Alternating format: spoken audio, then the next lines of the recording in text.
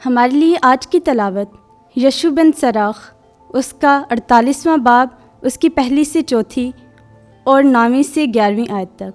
तब इलियास माबूस हुआ, जो आतिश की मानिंद नबी था और जिसका कलाम भट्टी की तरह जलता था। वो उन पर कहत लाया और अपनी गैरत से उसने उनके गिरोह को कम किया। उसने खुदावंद के हुक्म से आसमान को बंद कर दिया और 3 दफ़ा वहाँ से आग नाजिल कराई। ए इलियास, तेरे मुअज्ज़ों के बायस तेरा जलाल क्या ही अजीम है, और किसका फ़ख्र तेरे फ़ख्र की मानिंद है। और तू आग के बगोले में आतिशी घोड़ों की गाड़ी पर ऊपर उठाया गया।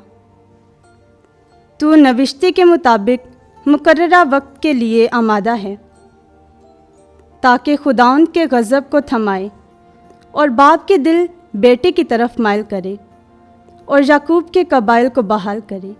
मुबारक है वो जो तुझे देख कर मरता है। पाक कलाम के पढ़े और सुने जाने पर खुदा की बरकत हो। खुदा का शुक्र हो।